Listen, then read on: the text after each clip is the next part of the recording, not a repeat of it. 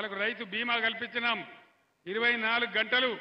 రెప్పపాటు పోనటువంటి కరెంటు సదుపాయం కల్పించినాం అది మీ అందరికీ తెలుసు రైతుల పంటలు బ్రహ్మాండంగా కాలాల నుంచి కొన్నాం 7500 కొనుగోలు కేంద్రాలు ఏర్పాటు చేసి వాళ్ళకి ఇబ్బంది లేకుండా కొన్నాం కొనడమే కాకుండా డబ్బులు బ్యాంకులో వేసినాం మధ్య దళారీ లేకుండా అది మీ అందరికీ తెలుసు కానీ మొన్న జరిగిన ఎన్నికలలో కాంగ్రెస్ పార్టీ ఈనాటి ముఖ్యమంత్రి అడ్డగోలు హామీలు ఆయన నోటికి మొక్కాలి వెనకట కాంగ్రెస్ వాళ్ళు చెప్పేది కాంగ్రెస్ వాళ్ళు ఎన్టీఆర్ రాకముందు కాంగ్రెస్ వాళ్ళు చెప్పేది ఏం చెప్పేది దున్నేవానికే భూమి తినేవానికే విస్తరి గీసేవానికే గుండు ఇక అమ్మను చూడు ఆవు చూడ బొమ్మను చూడు గుద్దో గుద్దు అనేది కానీ నిజమైన సంక్షేమం ఈ రాష్ట్రంలో ప్రారంభమైంది ఎన్టీ రామారావు గారు వచ్చిన తర్వాతనే పేదలకు పట్టడి అన్నం దొరికింది బుక్కెడు బువ్వ దొరికింది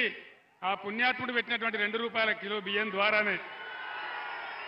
ఈ రాష్ట్రంలో ఎవడు అవునన్నా కాదన్నా ఇది చరిత్ర ఆ మహనీయుడు ఆయన వచ్చిన తర్వాత 2 రూపాయల కేజీ రైస్ పెడితేనే పేద సాదాలకింత బియ్యం దొరికి పట్టడి అన్నం దొరికిన మాట చారిత్రక సత్యం అట్లనే పక్కా గృహ నిర్మాణం కావచ్చు జనతా వస్త్రాలు కావచ్చు అనేక మంచి కార్యక్రమాలు భూమి శిస్తు రైతులకు రద్దు చేయడం కావచ్చు ఇట్లాంటి అనేక కార్యక్రమాలు నిజమైన సంక్షేమం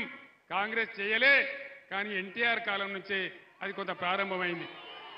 అది మనందరికీ తెలుసు చరిత్ర తుడిచేసి పోయేది కాదు దాని తర్వాత తెలంగాణ పోరాటం తెలంగాణ రావటం ఎన్టీఆర్ గారు చేసిన దానికి మించి కార్యక్రమాలు మనం చేసుకున్నాం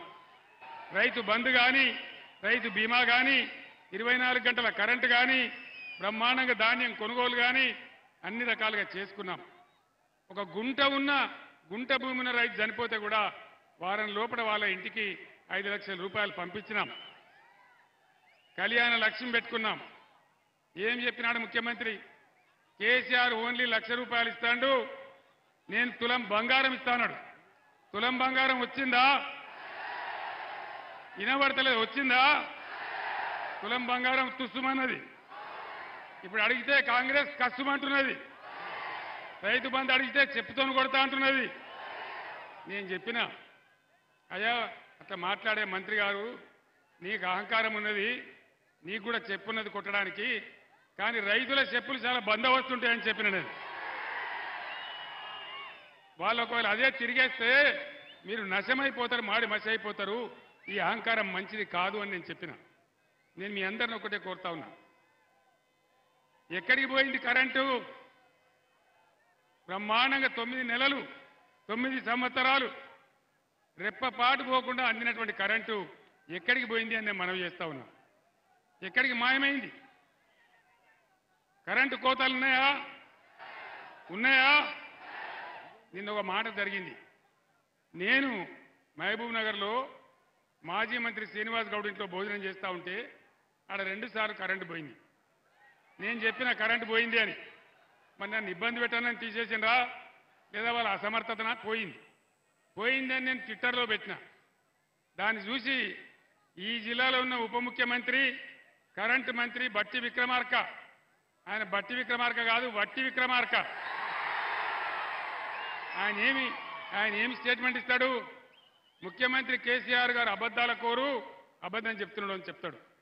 ఇప్పుడు నా దగ్గర ఉన్నది కాగితం నిన్న ఉస్మానియా యూనివర్సిటీలో అక్కడ చీఫ్ వార్డెన్ గారు ఒక సర్కార్ ఇష్యూ చేసిండ్రు కరెంటు కోతలున్నాయి నీళ్ల కొరత ఉంది